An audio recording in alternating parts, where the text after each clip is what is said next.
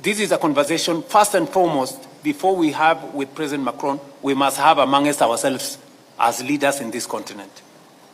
What is Kenya doing? What is Zambia doing? What is Mauritania doing?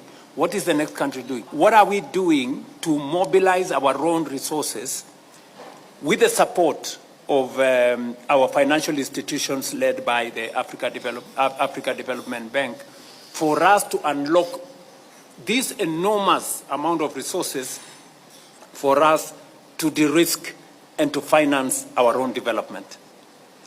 The request we are going to place on President Macron's table is, when we go to the G7, we are not asking for money. We are asking for the endorsement of the G7 for our architecture, so that we can enhance the ratings of institutions like ATIDI, so that they can help us reinsure, so that they can help us de-risk our pension funds, our insurance companies, so that that money sitting with them, $4 trillion, can be available for our own development. This is the conversation we must have. Currently, we are putting a lot of our money from central banks in foreign banks. We are not putting that money in Africa Development Bank. We are not putting in Afrexim. We are not putting in ATD. We are taking it elsewhere. And that money is helping drive the development of other places. How do we take our money, give to people, and then we go on our knees to beg them to help us? That is not intelligent at all. I don't want to say, so you guys, and allow me to say this with a lot of passion because I know we have an opportunity to do something about it. Africa Development Bank, Afrexim Bank, RTD, TDB, AFC, and all the other good people, including Shelter Afrique, you guys cannot afford to let us down. You are our institutions. What we need to do from a policy position, as I speak to President Mahama and all the colleagues who are sitting here, we must invest in these institutions. We must put our money in these institutions. There are nations that put their money in the World Bank and IMF. We must put our money in these institutions. That is when we can guarantee our own development.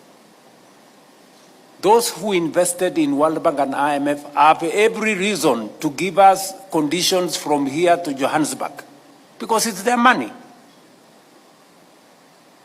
Yeah, it is their money. They may employ Makhtar Diop, but the money does not belong to Makhtar Diop. Makhtar Diop is one of us, but the money does not belong to him. Right? So we must put our own money in these institutions so that they can leverage on our resources to crowd in more money from other areas. Therefore, I am making a passionate plea as a leader in Kenya that fellow heads of state sitting here with us, let us believe in ourselves. The solution for financing our development sits with us more than the people sometimes we point fingers. It is us to organize ourselves. And we are asking those of us who understand numbers, the people in ADB and all the other places, please recommend to us what we need to do. I am already putting more money in Afrexim Bank buying shares. I'm doing the same in TDB, and I will do the same in AFC, and I will do the same because those are the institutions that understand us. Those are the institutions that will finance our development without asking questions from here to Cairo. They will ask us enough questions. Yeah? And we are not saying we want to borrow money without complying with regulations. We must comply with regulations, but they must be reasonable.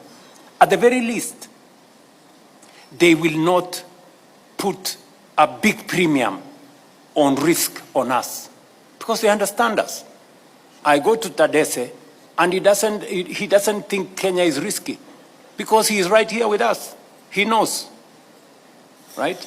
So, thank you very much. So this is what I am saying, and forgive me, Macron, I am saying this for my fellow heads of state in this room. So what we will ask of you is to help us mobilize the G7 to endorse our institutions and our facilities, not necessarily with money, but with guarantees. Just guarantee, just a guarantee, not money, just with guarantees. We will lift our institutions to AAA rating, AA rating, and we will be able to mobilize resources for ourselves, from pension funds, from philanthropies, and from other areas. Sorry, I have taken long, but I needed to say this because it is not always that you have an opportunity to assemble such a big body of heads of state in one meeting.